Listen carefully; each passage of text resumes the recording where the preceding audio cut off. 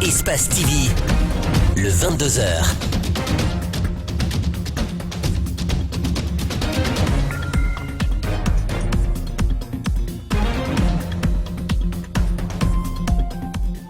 Excellent Ramadan à tous les musulmans de Guinée. Bienvenue, mesdames et messieurs, le 22h, c'est tout de suite. Mois de pénitence, mois de pardon, mois d'expiation des péchés, le mois saint de Ramadan débuté ce lundi. Les fidèles musulmans de Guinée ont pris des mesures déjà pour modifier les habitudes afin de se rapprocher de Dieu. La Commission électorale nationale indépendante sort d'une retraite à Kindia sans vraiment rassurer les parties prenantes. Des questions majeures restent en suspens. Et puis l'ancien entraîneur des éléphants de colère, limogé pour insuffisance de résultats, s'en est allé dans son pays en Tunisie en prenant le soin de mettre à sac la chambre qu'il occupait. Ses anciens employeurs ont décidé de le poursuivre en justice. Les musulmans de Guinée ont entamé le mois saint de Ramadan ce lundi à l'instar de leurs co-religionnaires du monde. À Conakry, ce mois de pénitence déteint déjà sur les habitudes. Les modes vestimentaires en ont pris un coup. Les gargotes et autres lieux de loisirs sont fermés durant la journée. Dans les mosquées, aux heures de prière, c'est l'affluence qui est au rendez-vous. Reportage Abdoulaye Sadio Diallo, Alseni Camara. Premier jour du mois de Ramadan, tout a presque changé à Conakry. D'abord, le mode vestimentaire. Dans les rues, le phénomène ne passe pas inaperçu, surtout chez les filles qui optent pour des vêtements plus décents. C'est l'exemple de ces lycéennes avec des têtes sans mèches et sans perruque aussi. Les foulards portés par occasion sont de retour, constate cette demoiselle. Et le premier jour, ça commence bien parce que toutes les femmes et toutes les jeunes filles sont habillées d'une manière très décente. Et chose qui est très importante, et je considère le Ramadan comme une opportunité que les filles et femmes doivent saisir parce que là, on commence vraiment à adopter des bonnes manières, des bons comportements. Donc je pense qu'après le Ramadan aussi, il faudrait qu'elles continuent sur cette lancée. Chez certains hommes aussi, les boubous longtemps restés pliés au fond des valises refont surface. Avec le mois saint, c'est un peu le syndrome des boubous. Vous savez, le Ramadan, c'est un mois saint, donc on doit le respecter. C'est pour ça qu'on s'habille comme ça, sinon on n'a pas l'habitude de porter ça. Mais il n'y a pas que le mode vestimentaire qui a changé. Certains lieux de restauration ont aussi baissé les rideaux pour la journée. Avant le début du mois de pénitence, ces gargotes et restaurants étaient envahis de clients. Mais ce lundi matin, c'est une atmosphère plutôt étrange qui y règne. Ibrahima Cherif est le propriétaire de ce lieu. Les journées, il décide de ne pas vendre durant ces 30 prochains jours. Bon, nous sommes au début du mois de Ramadan, un mois saint. Et en tant que musulmans, nous sommes obligés de s'asseoir sur la restauration jusqu'à la nuit. Le Ramadan est un mois béni, ces mosquées le savent plus que tous. Et les voilà presque remplies, les va-et-vient ininterrompus. Avant, ça ne se remplissait pas comme ça. Mais aujourd'hui, on voit la présence des hommes ici. Ils sont là beaucoup. Et tous ces hommes-là implorent Allah subhanahu wa ta'ala. Et on veut aussi que ça se continue comme ça, même si ce n'est pas le mois de carême.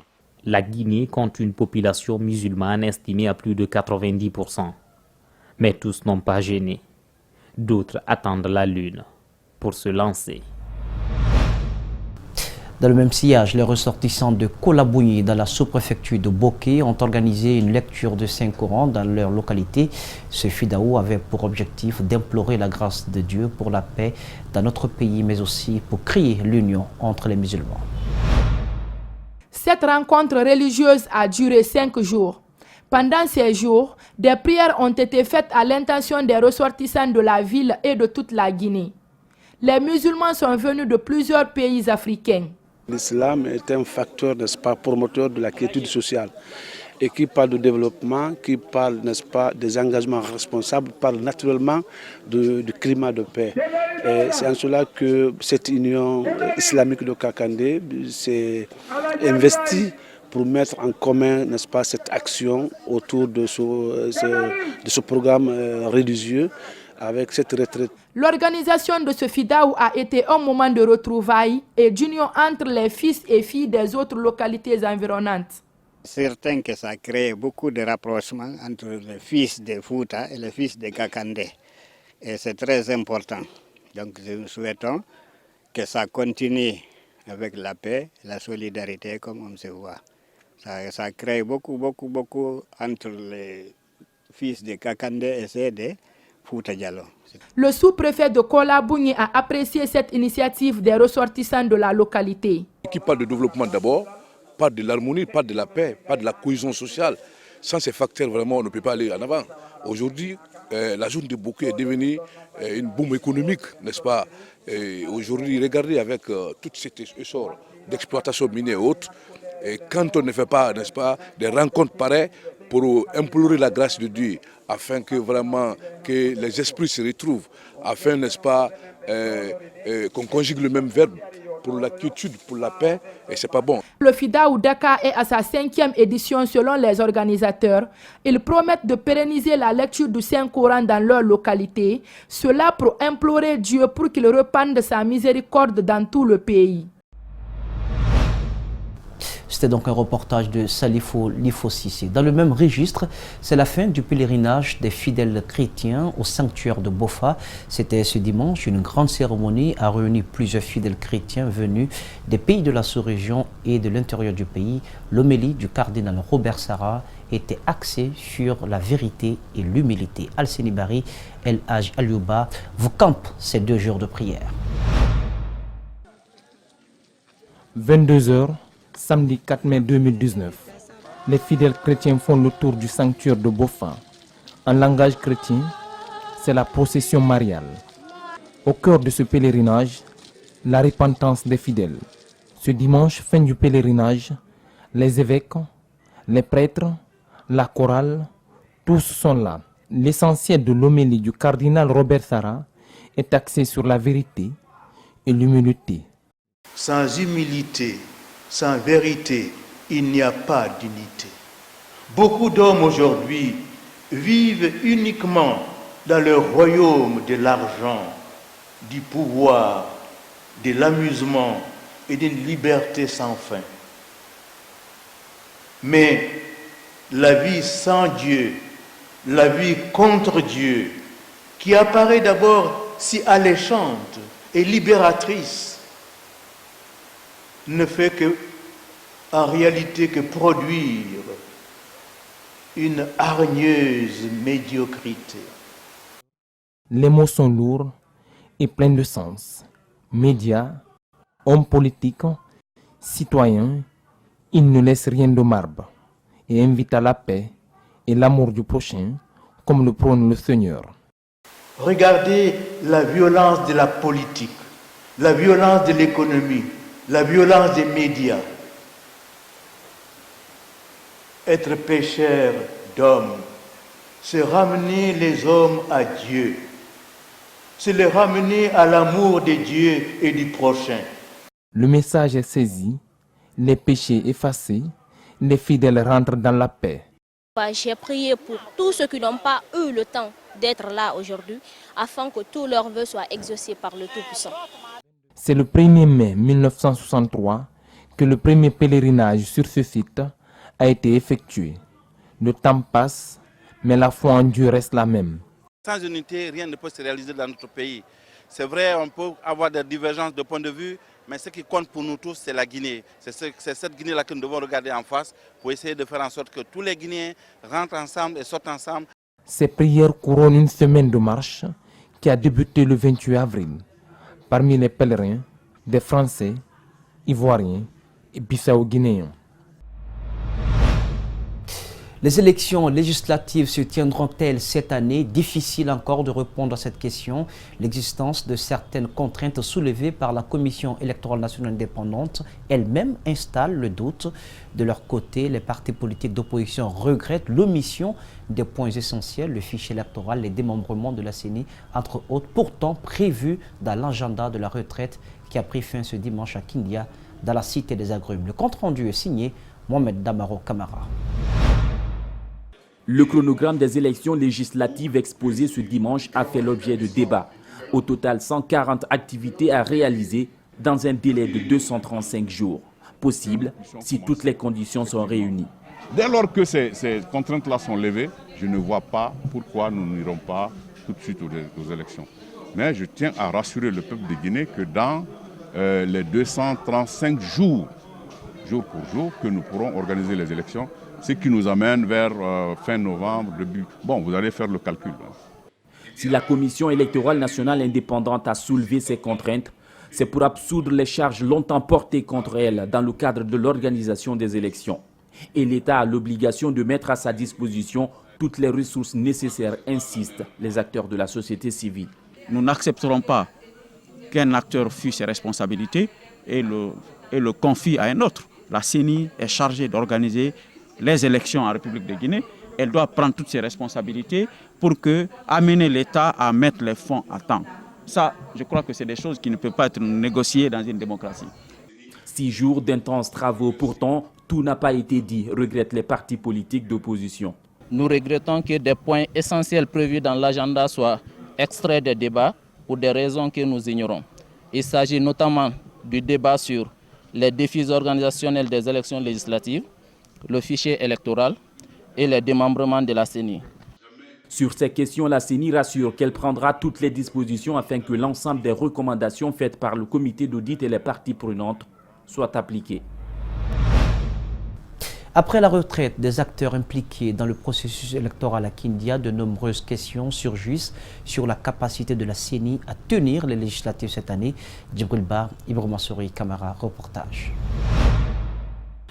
Le chronogramme annoncé par la CENI pour tenir les élections législatives doit obéir impérativement à l'application des recommandations des experts du fichier électoral, la disponibilité du kit électoral et surtout le budget.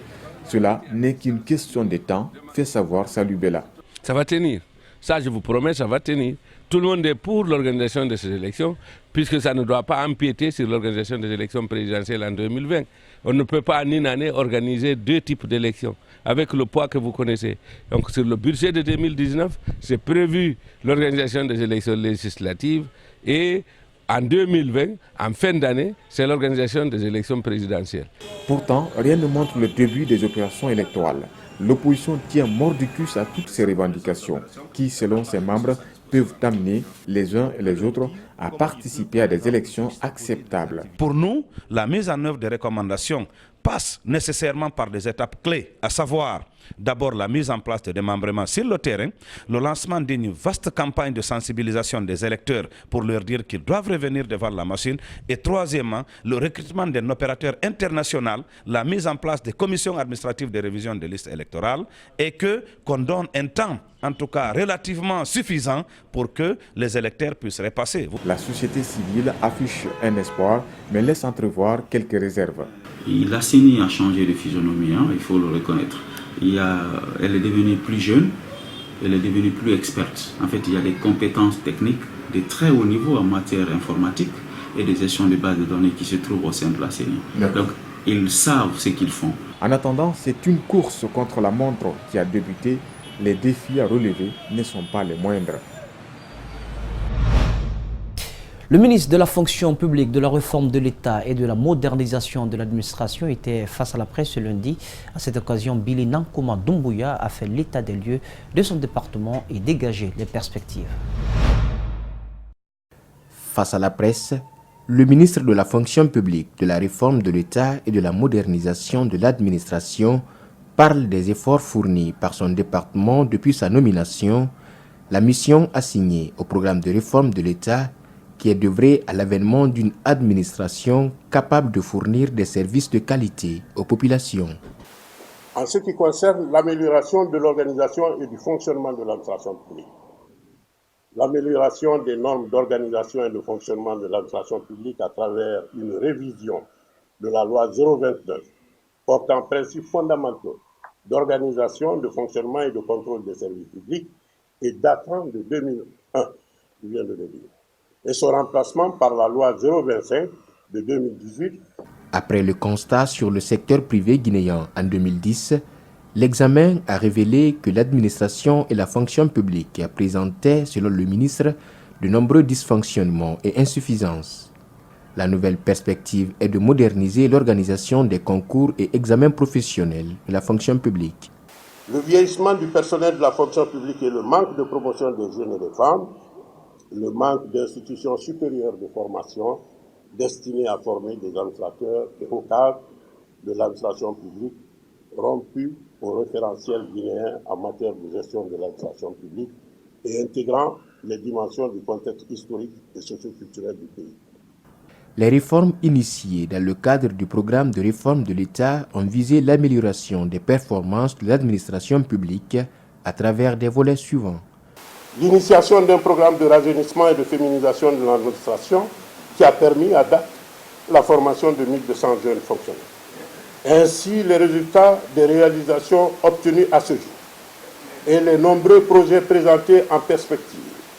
Depuis son arrivée à la tête du département, Billy Nankumba a mis en place une nouvelle grille salariale basée sur la valorisation des diplômes et la formation de 1200 jeunes fonctionnaires. Les premières pluies à Conakry n'ont pas fait que des heureux. Dans la nuit de dimanche à lundi, certaines familles se sont réveillées les pieds dans l'eau. C'est le cas d'une famille à Tombolia qui a passé plusieurs heures à déboucher le canal d'évacuation des eaux. Malik Sengana Kamara l'amène ici là. Après la pluie, c'est pas le beau temps chez Moriba Kourouma. À 1h du matin, il a été réveillé avec sa famille par une pluie diluvienne qui a inondé sa cour. Le canal d'évacuation, bouché par des ordures, a été débordé par les eaux de ruissellement. Nous sommes victimes par rapport à ces questions d'ordures, parce que les voisins ne font que déverser les ordures sur les chaussées. Déjà ici, on n'a qu'une seule évacuation ici. Et cette évacuation, déjà, j'avais mis en place tout ce qu'il faut.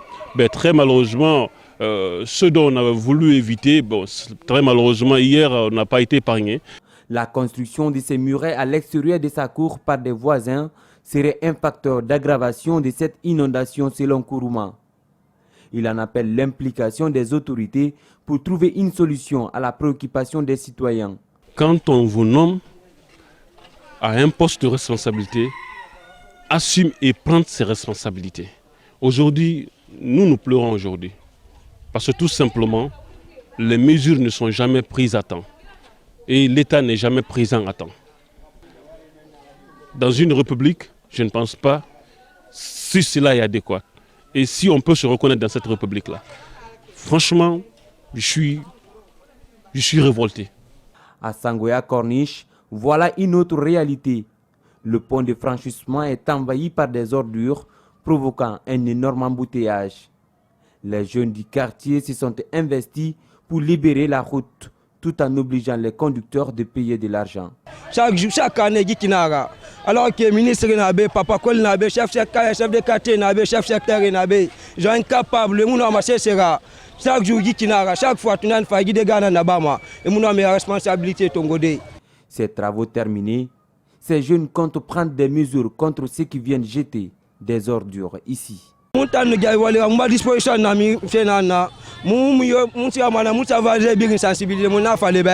partir de là, ça moi, ça faut choquer. Mais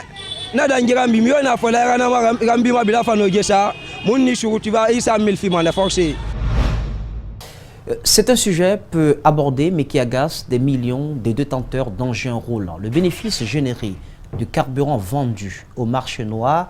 D'abord, nous avons cherché à savoir à combien les gestionnaires de stations-service achètent le litre d'essence au port. Ensuite, nous avons comparé les prix avec ceux des vendeurs au marché noir et au final, nous nous sommes rendus compte que l'écart entre les bénéfices est assez élevé. C'est un reportage signé Mamadou Seliouba, Yacouba Traoré.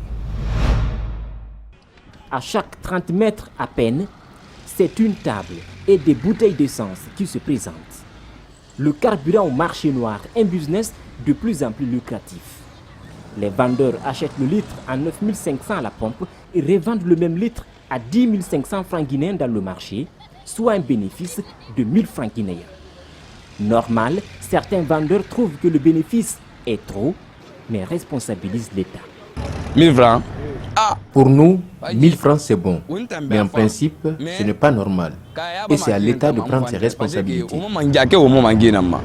Car même à la pompe, le bénéfice est inférieur à 500 francs guinéens. Selon un gestionnaire, le litre lui est vendu au port à 9 265 francs. Il revend le litre à 9 500 à la pompe et gagne un bénéfice de 235 francs guinéens, soit 4 fois le bénéfice de celui qui vend au marché noir. Alors, certains clients demandent aux vendeurs au marché noir de baisser le prix. Bon, c'est un peu trop parce que 1000 francs, moi si c'est 500, 500 aussi c'est pas petit. C'est l'argent. Mais avant tout, c'est l'implication du gouvernement dans la fixation des prix qu'il demande. Car il y a quelques années, les vendeurs au marché noir ne cherchaient que 500 francs guinéens sur le litre.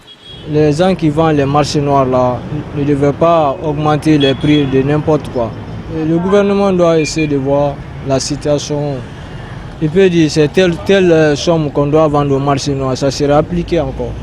La Guinée a opté pour le libéralisme économique qui permet à chaque vendeur de fixer son prix.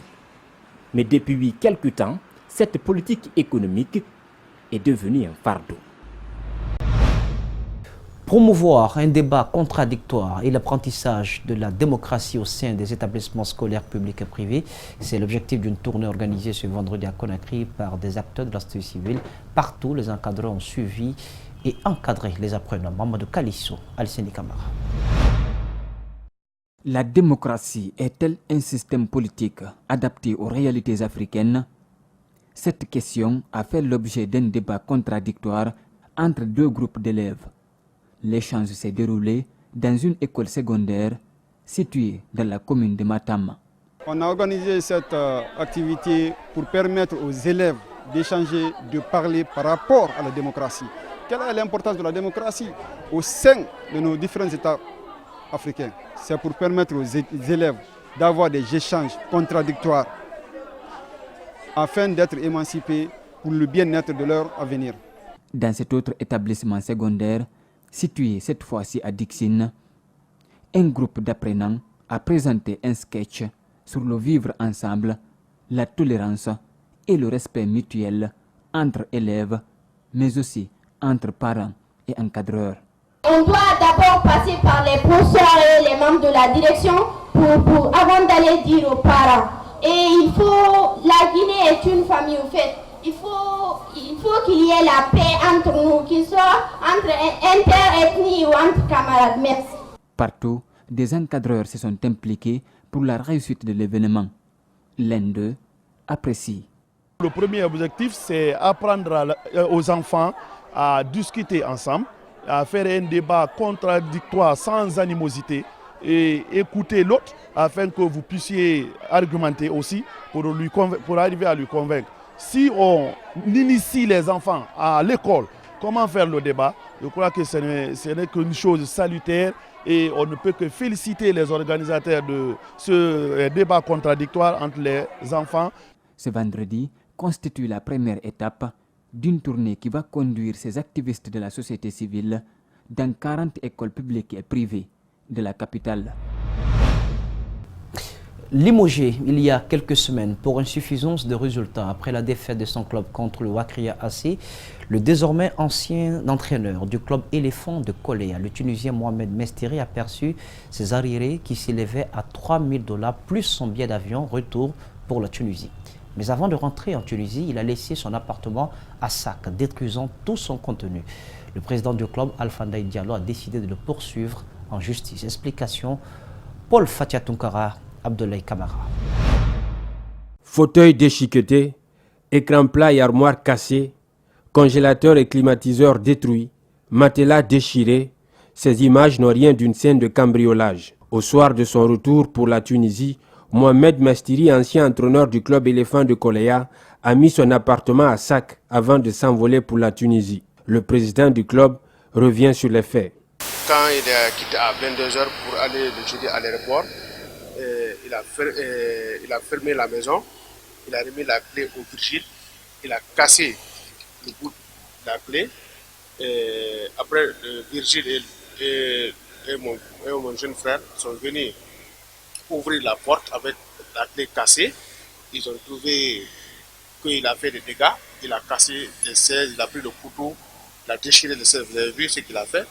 Et l'écran plat qui était là, et le décodeur, les primes, et le lit, la cuisinière, tout il a endommagé. Alpha Dey Diallo a déjà saisi le procureur du tribunal de première instance de Dixine et un huissier de justice s'est rendu ce lundi à Lambani pour constater les dégâts. Une procédure judiciaire est enclenchée et un mandat d'arrêt international est lancé contre Mohamed Mestiri pour répondre de ses actes. Les dégâts causés sont estimés à $2 500. Le procureur va faire un mandat d'arrêt, envoyer à l'Interpol. Après ça, on envoie le dossier à la Ligue professionnelle pour saisir la Fédération guinéenne de football. Le président Antonio pour qu'on saisisse la Fédération tunisienne.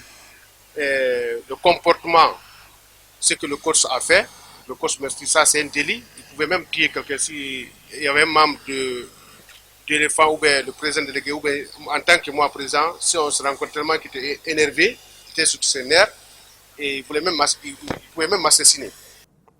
Ceci devrait être un combat de tous les dirigeants de clubs de Guinée pour prévenir tout comportement belliqueux des entraîneurs étrangers. La Guinée dispose désormais d'un terrain de basketball moderne. L'édifice a été inauguré ce week-end au stade du 28 septembre. L'œuvre est de Solectra, société partenaire NBA Africa. À cette occasion, la première ligue Guinée NBA a été aussi lancée. Ce premier reportage est une signature de Mamadou Bouléré Diallo et d'Abdoulaye Kamara. La construction de ce terrain de basketball en Guinée fait suite à celui de Dakar au Sénégal en décembre 2017. La mise à disposition de l'infrastructure est un financement de Solectra. La Fédération guinéenne de basketball promet de mériter la confiance placée en la Guinée. On a la chance d'avoir M. Amadou Fall et M. Samba Bachiri qui sont de grands Africains, c'est-à-dire qui se battent inlassablement pour développer le continent par sa jeunesse. Donc la Guinée en profite aujourd'hui, c'est vrai, on a fait un gros travail à la base. C'est 1000 merci à la NBA Africa, 1000 merci à Solectra et tout en espérant avoir d'autres équipements. L'objectif de la NBA Africa est de rendre plus accessible cette discipline sportive à travers le continent. Le vice-président de cette instance loue la qualité des basketteurs guinéens. Et ici en Guinée, vous avez déjà des héros que ces jeunes connaissent. Amidou Diallo qui a gagné le concours de dunk au All-Star Weekend à Charlotte et Mamadou Diakité qui vient de remporter le championnat NCAA avec l'Université de Virginie. Alors la Guinée, je crois, mérite un édifice pareil. Le basketball africain a besoin d'un financement et Solectra en fait l'un de ses projets de société privilégiés. En termes d'infrastructure, avec 4 cailloux, les gens peuvent jouer au foot. Mais le basket a besoin d'infrastructures. Donc il faut un investissement dans le domaine des infrastructures pour que beaucoup plus de jeunes puissent participer. Le ministre des Sports reconnaît l'insuffisance des infrastructures sportives en Guinée. Il annonce la construction de plusieurs terrains de basketball et autres disciplines sportives à travers les 33 préfectures de la Guinée et la zone spéciale de Conakry. Les mois à venir, vous verrez que nous allons procéder au remblai, plus particulièrement des côtes de Conakry, au bord de la mer, pour construire des terrains de basket, de volley, de petits terrains et ceux qui prennent le poids. Pour faire évoluer ce sport en Guinée, la Fédération guinéenne de basketball compte suivre le modèle de la NBA américaine.